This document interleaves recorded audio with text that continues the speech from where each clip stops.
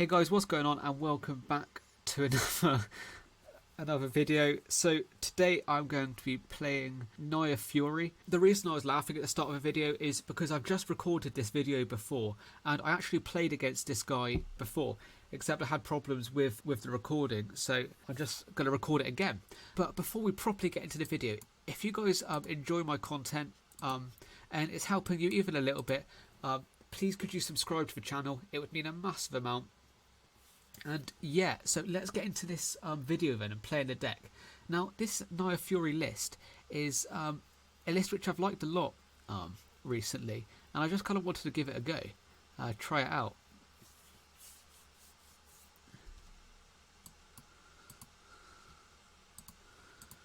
Swing in like this, and then okay. Well, he's got a removal spell, so what we're going to do is going to do Edgewall Innkeeper, and we're going to play Giant Killer. We do need to start drawing some red sources because I made this green mana instead of a red one. Okay, there's the Bonecrusher Giant. You know, we want to draw some good cards at some point in this game. I think I've played 3 games with this deck so far, so I'm not that experienced with it in the grand scheme of things. And the one thing I did find was I got horrendously mana screwed in all of my games. I was just drawing lands on lands on lands after my original hand. So we can only hope that that ends today. But okay, so we get an Unleashed Fury. It's not exactly the best card for this situation at the moment. We want our red mana, but there's nothing we can really do.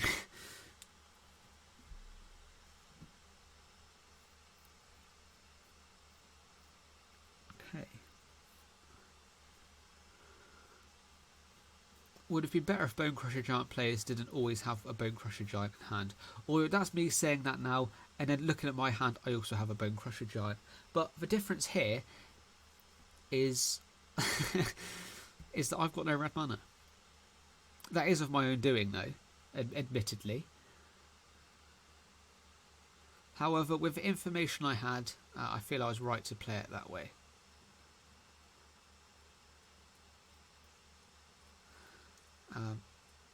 Because I didn't have any other green sources in my hand at that point, and Lovestruck Beast 1/1 turn 1 is the best play.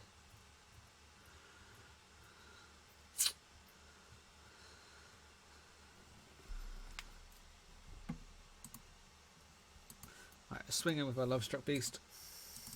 I think that'd be the best play here. He can double block with Woestrider and Bonecrusher Giant. He chooses not to, which is probably for the best. Does he have a claim to Firstborn? Almost definitely. Are we worried about it? Almost definitely. Is there anything we can do about it? No. So we're just going to carry on doing what we're doing, playing our own game, and then hopefully at some point we can draw ourselves a solitary red land and hopefully a second one to accompany it.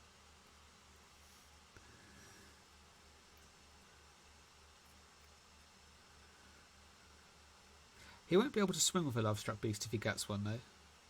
Okay, so he only draws Cragcrown. Now, I'm thinking we're just going to get rid of Bonecrusher Giant, because if we get Goldspan Dragon out, we want to be able to use both of these Unleashed Fury. Alright, so what is he going to do now, then? Does he have a claim to Firstborn? Does he not? Is he deciding what land to play? There's a lot of things he could have here, but he's definitely got priority and he's making a decision here about what to do. If he's got a claim to Firstborn, it's a difficult one. I think he should probably take the Lovestruck Beast, but it's one of those things which is quite hard to gauge what to do.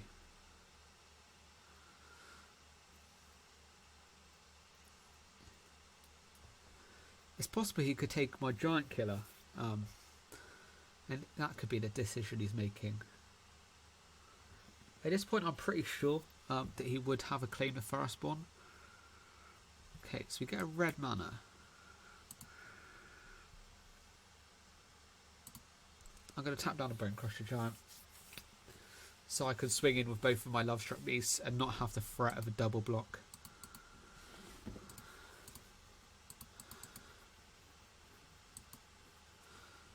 Okay. So next turn, when we next get a red mana, we can play Goldspan Dragon into double Unleash Fury. So that is a really nice combo that we can get off. A Crow and War. Okay, so he's going to take one of these tapped. Not a problem. Now, if we get a red land, we win the game.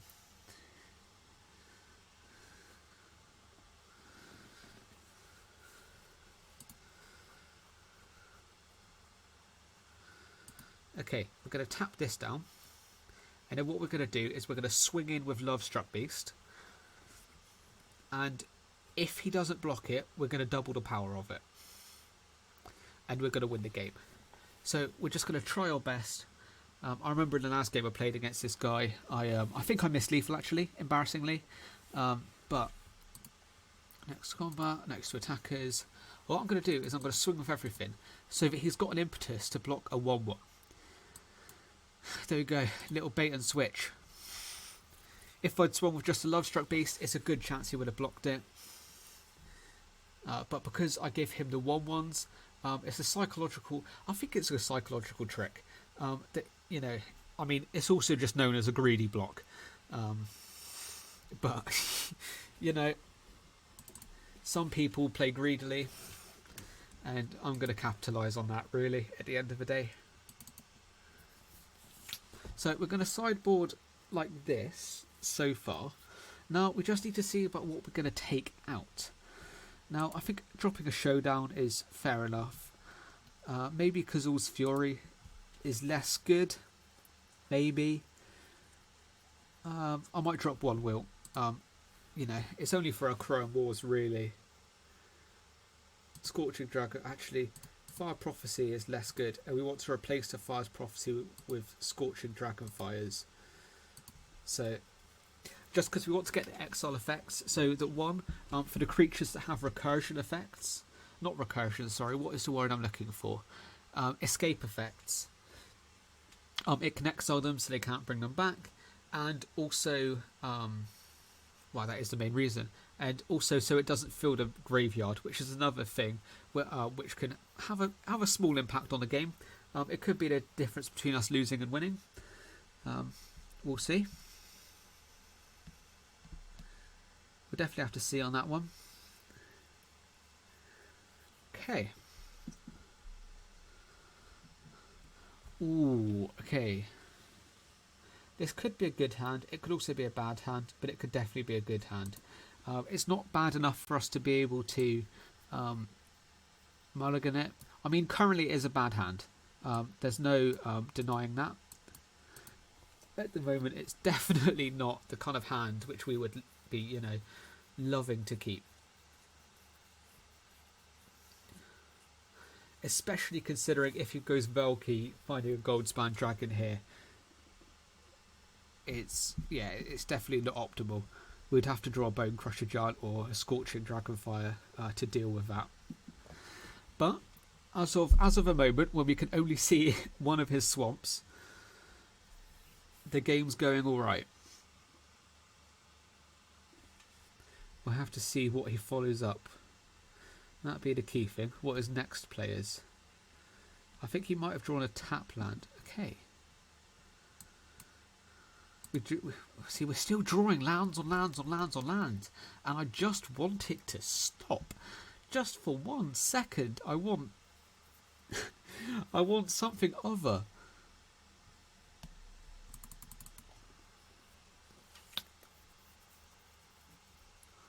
Okay, so we've got a Bonecrusher Giant. All right, we've got lands. He could also have lands, but yeah, he could also have lands. We need to stop drawing lands right about now, though. Right about now is about the time in which, you know, if we draw any more lands, it kind of screws over our game.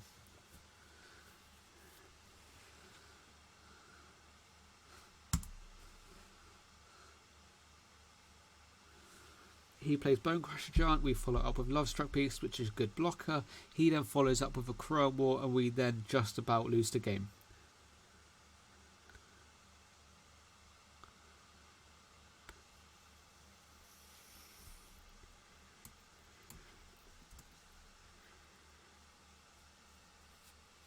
I think he's got a removal spell such as a Heartless Act, or the one which kills a creature with mana cost 3 or less. So I'm not gonna play into that so carelessly.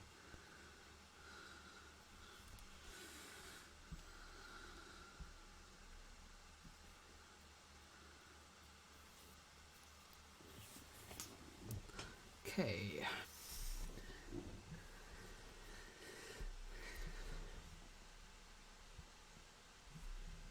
The good thing is we've got our Sejiri Shelter to protect our Goldspan Dragon should we need it.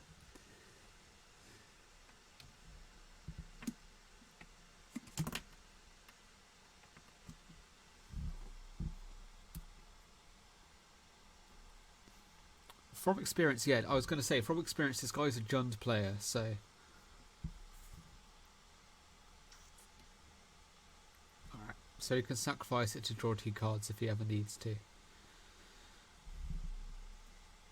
We drew another land. Is anyone surprised? I'm not. I've been drawing lands consistently for the past 10 games I've played, so, you know. Hence why I'm back right at the start of Platinum.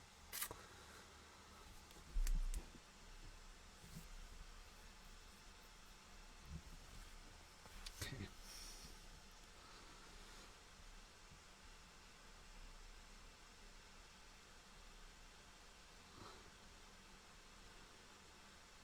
Emissary and Predator.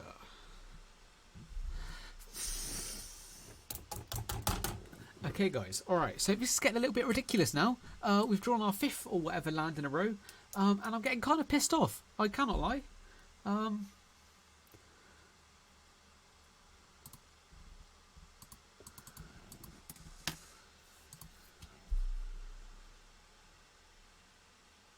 You could block, sacrifice, Bonecrusher Giant. Puts a 1/1 on it.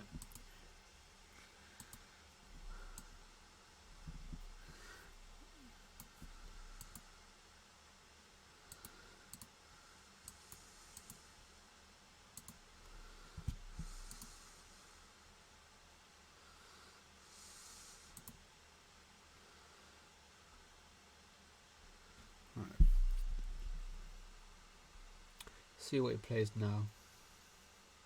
If any of his cards were, you know,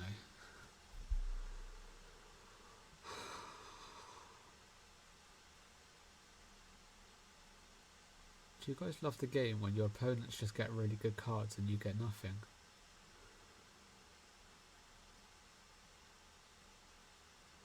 I quite like that. I find it really fun when my Magic the Gathering experience it's just not good enough.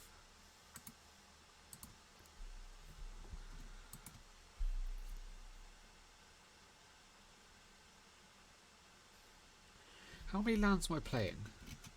4, 8, 12, 16, 20, 21. I have absolutely no right to be drawing this many lands. It's ridiculous.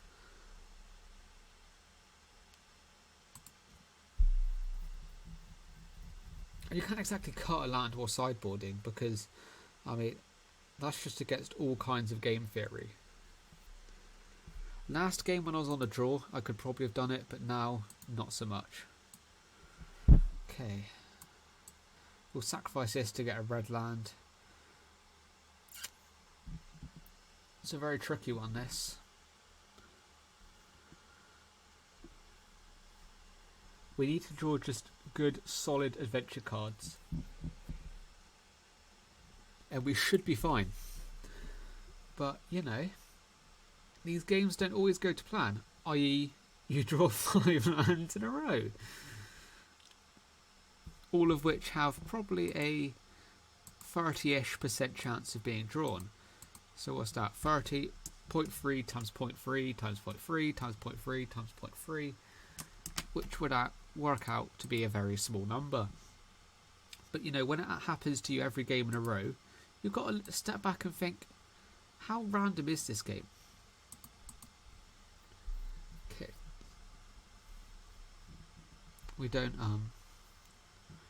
This is a very nice turn for next turn, leaving up Scorching Dragonfire as well, which is really nice.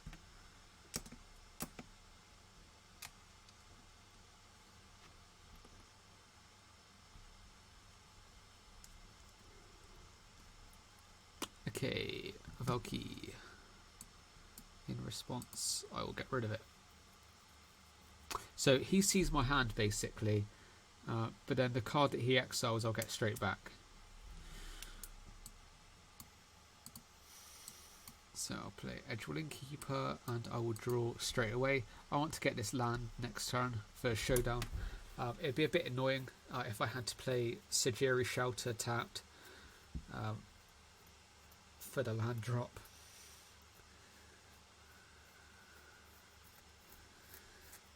But then I could definitely start getting some good value in these turns. So yeah, I'm feeling confident about this game. There's a lot of plays which would make this kind of suck from his perspective, or from our perspective, sorry, of things that he could do. But look,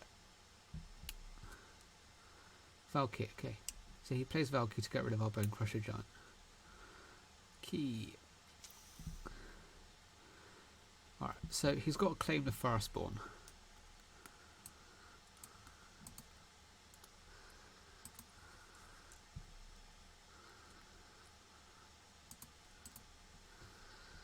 Alright, so we'll leave Sejiri Shelter up so that we can protect it if we need to. Alright.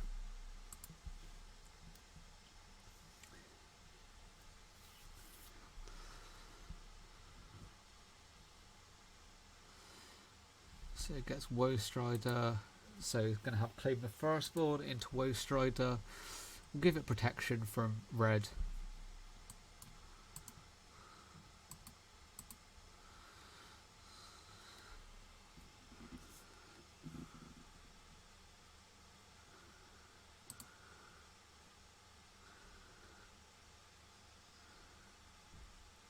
Right, sacrifice another creature, scry 1.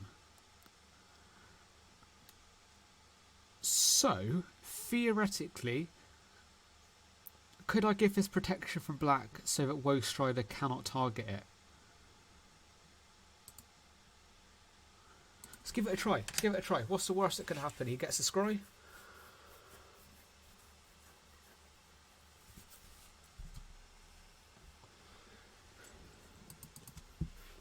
This is just kind of for science. Okay, no, that doesn't work. Okay, we know that doesn't work now. We could have just given it protection from red, but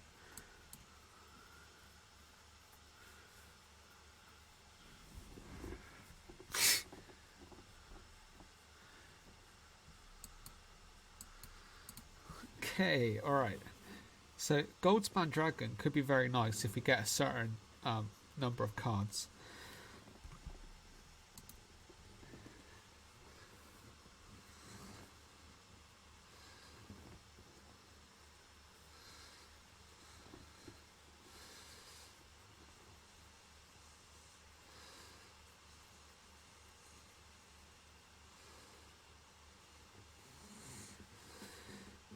Okay.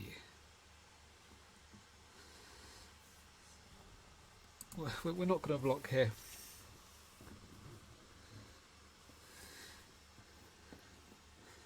Okay, this is a difficult one here. Yeah, we'll have to see what happens with it.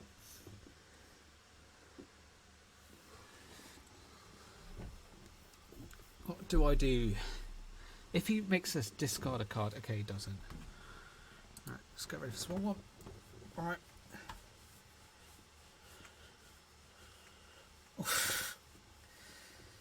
Okay. Alright.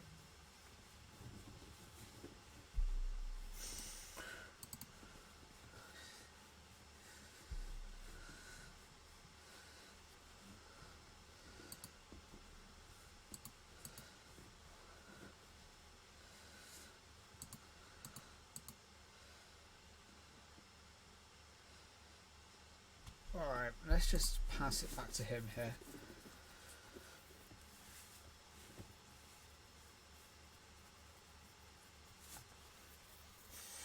Alright, we'll have to see what goes on.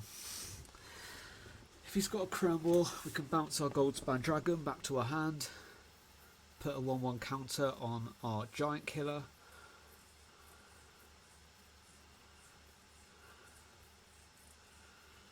Alright. Oh, I should have tapped it in response. That's my bad.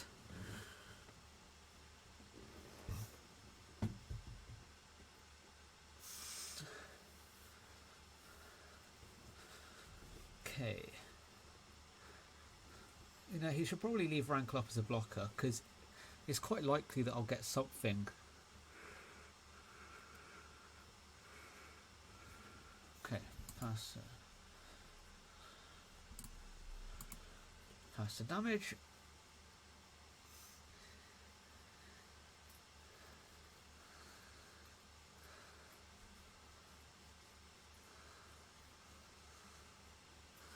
If he sacrifices a creature, he's going to have to get rid of one of these creatures, and they're all pretty good.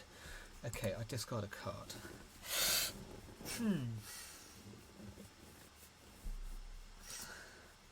I think this is the card to get rid of here, even if it's a little bit of a weird one.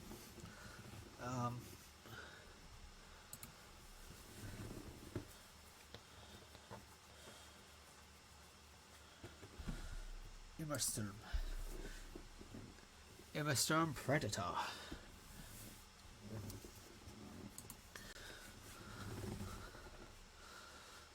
Okay.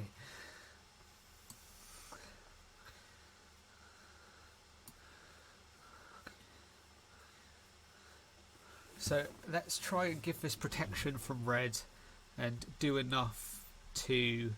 Oh, alright, okay. This should be more than enough to be able to...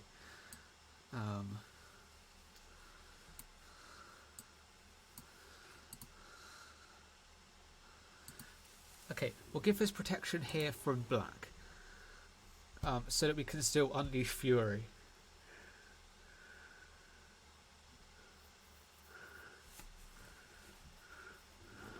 And you can see the 2 Unleash Fury, so he knows what's going to happen. Alright, so we win our first game then of this recording. Let's get into the second one. Okay, into our next game we go then. And we've come up against Mike the Programmer for the third time in a row.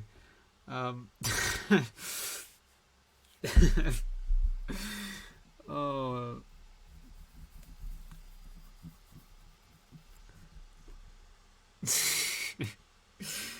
Oh, okay, alright.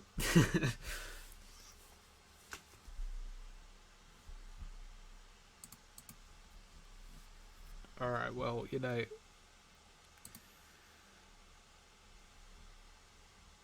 Okay.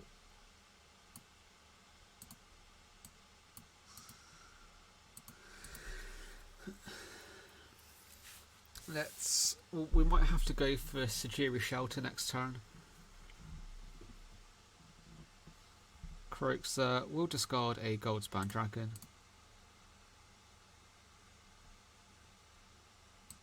Okay, so we'll play Sejiri Shelter as a land. Let's go for Edgewall Innkeeper as well. Let's play it out. It's possible it just gets eaten by removal spells, but it's good to have a creature on a battlefield. Okay, Bonecrusher Giant. So he's kind of wasted his turn there to get rid of our Edgewall Innkeeper. Sorry. Okay.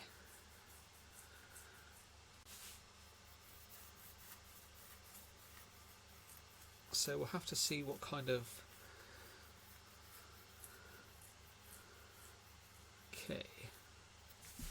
We'll have Shepherd of a Flock. We won't actually, to protect our Goldspan Dragon.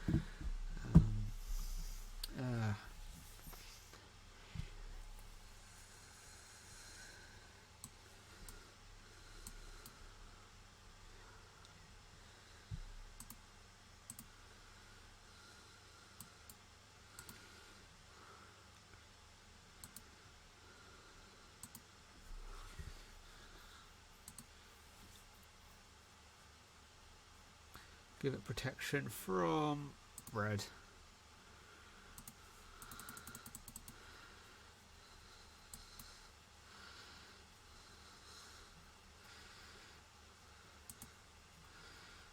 Let's play this. Does that not cast as casting a spell?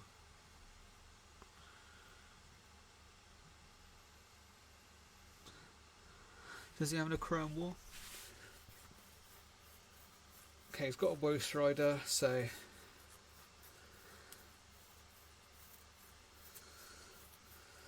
can swing in for 7 here. Okay, we've got to try and hit an Unleash Fury here. From our second Showdown. That should be enough.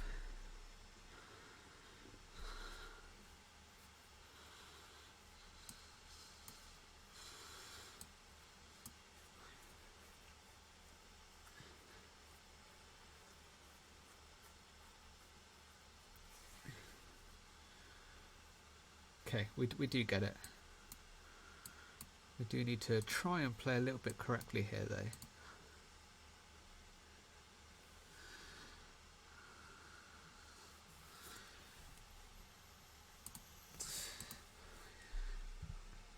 Okay, does this class as casting a spell, I wonder? Because it didn't last time. So first... Okay, so we create a treasure, put a +1/+1 counter, deal 16 damage. So, alright, let's see if we can beat the same guy twice in the same... twice in a row then. Weird. Very, very weird how this is working out. Showdown of the Skalds is seeming to be really good, so I'm going to keep it in the deck. Shepherd of the Flock is alright, but we're on draw, so it's going to cut down on lands. Let's get rid of that pathway. I think it's the weakest. Actually, it's not. The Branchloft Pathway, I think, is the weakest pathway in the deck. But actually, why are we getting rid of a path when we've got basic lands? Alright, let's take out a forest. Alright, so this seems good so far. Now we've just got to get rid of one card, and I'm thinking Fire Prophecy. Alright, so let's see how we do in our... Well, this is technically my third game against Mike the Programmer in a row, because this is my last game I played in my last recording, before I decided to scrap it and start this one. So, yeah. Yeah, very, very weird. I didn't know Magic had died this much.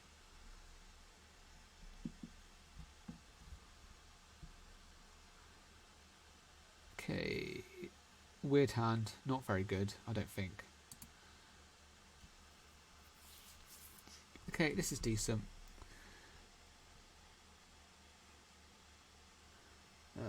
Yeah. Play a Fabled Passage, sacrifice it for white, get rid of the Sejiri Shelter.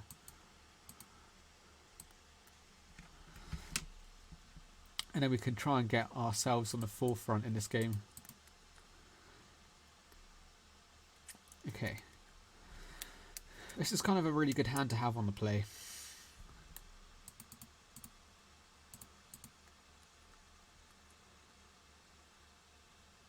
Okay, he doesn't have a Bonecrusher Giant either because he doesn't have priority at all.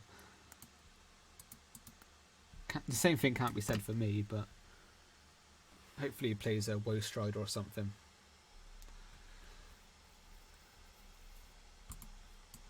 If he plays Valky, it will force me to Bonecrusher Giant him.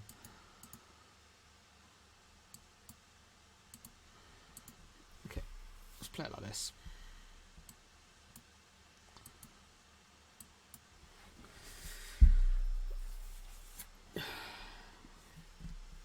Okay, so maybe he does have some kind of removal spell then, because it was holding priority for him then there, where it's just going through his turn. Weird.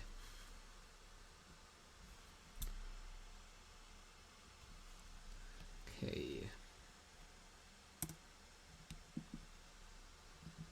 So next turn we'll go for a Showdown. We'll play the the Cragcrown Pathway rather than the Timbercrown Pathway.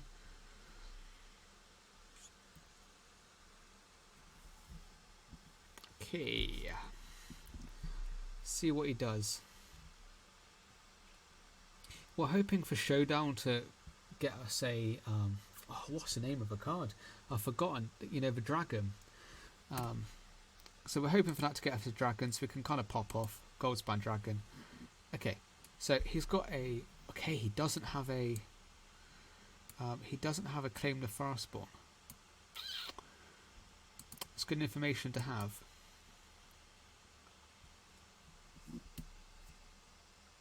What card is it that he's got? Oh, okay, alright, well, you know. We won't swing because there's a possibility the next turn we can big up our Bonecrusher Giant, so, you know, pump it up a little bit. A really good draw to get now would be our Goldspan Dragon. I'm not sure whether we'd be able to get it to in this turn. Okay.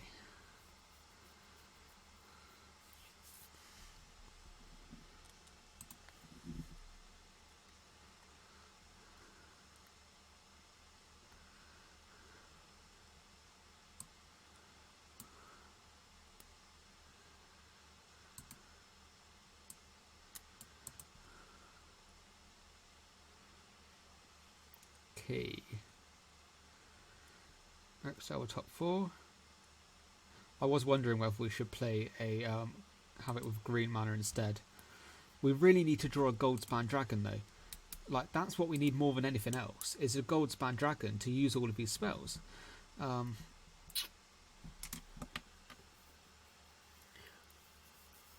Although next turn I think we might have lethal if we give it protection from black.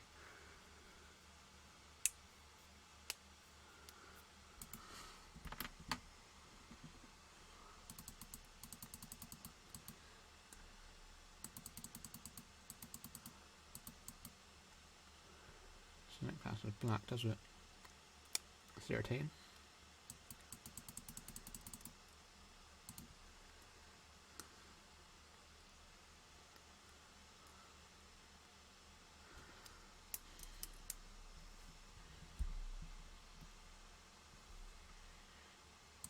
Valky. What does Valky get rid of here then?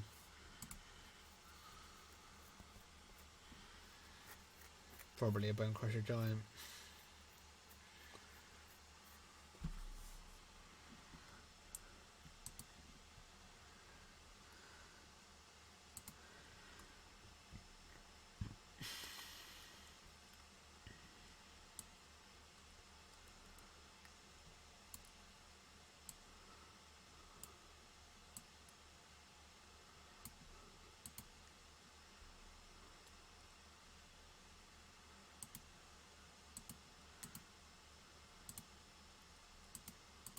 Swing in like this.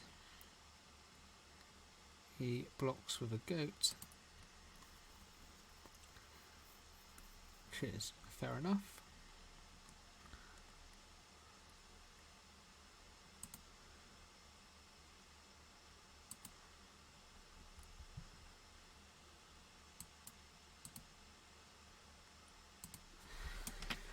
Got 2 counters on this.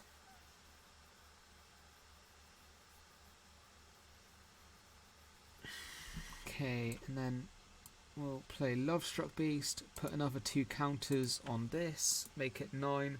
So now if we get through with this, this is lethal. And we've also got a Sejiri Shelter here as a bit of protection.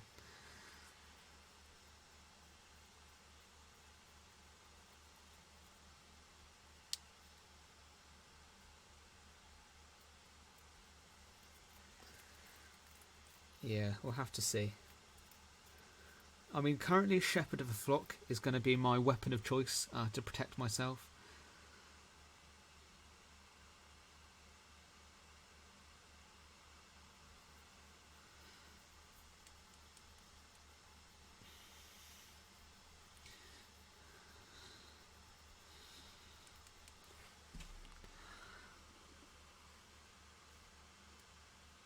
Okay, what's he going to do?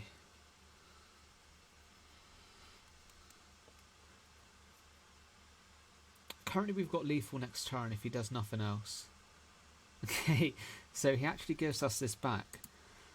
I suppose as an attempt to try and do something which is going to win him this game.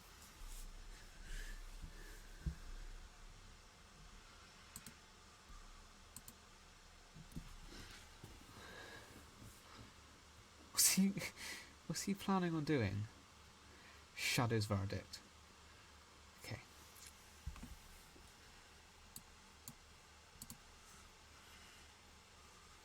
Oh, we could go for another shot with Showdown.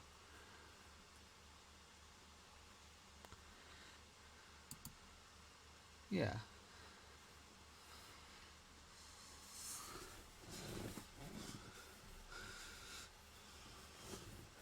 Okay.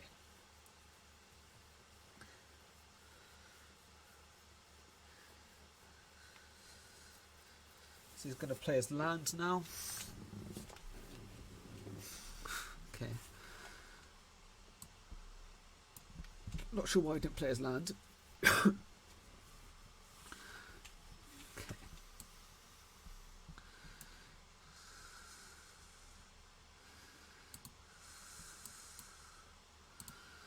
Let's destroy this guy. He can't sacrifice anything to give it indestructible. And the next turn we should be able to get through with a fair amount of damage with our Goldspan Dragon. Okay, he's going to get rid of our Unleashed Fury. So this is now less of a definitive thing that we're going to get through with damage. Oh wait.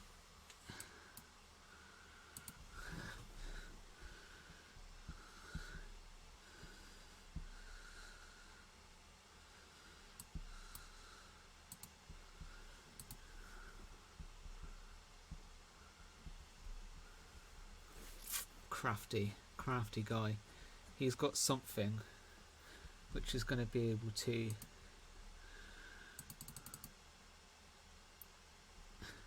destroy Goldspan Dragon. So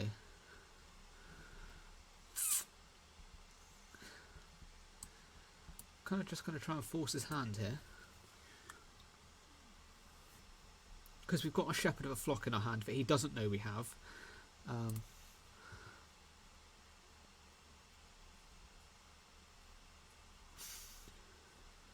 And we're just going to try and get around it without, you know.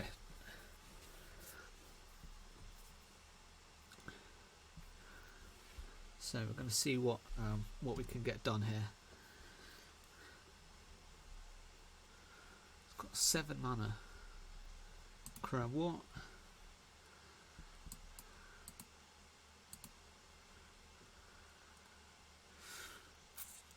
Okay. Does he have a removal spell for this now? I suppose if he had a removal spell, it would actually cause him to lose the game.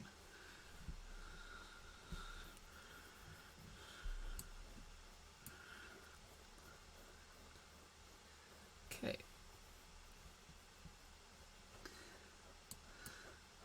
Let's play it like this.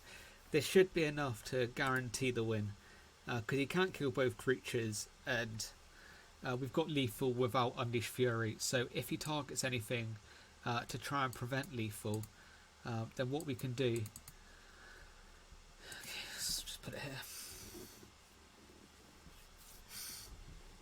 Because we can Unleash Fury in response when we attack.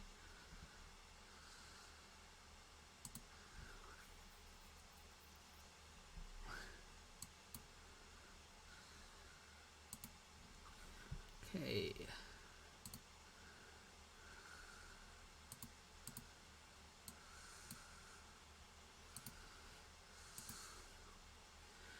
Then hopefully we can win the game with this. Lovely stuff. So we went 2 in a row against our boy Mike the Programmer. So at least we know that this deck is somewhat good against Jund Sacrifice. Okay, thank you guys ever so much for watching. If you've enjoyed, please like and subscribe, comment, all of that good stuff, and I'll be back with another video for you guys tomorrow. Goodbye.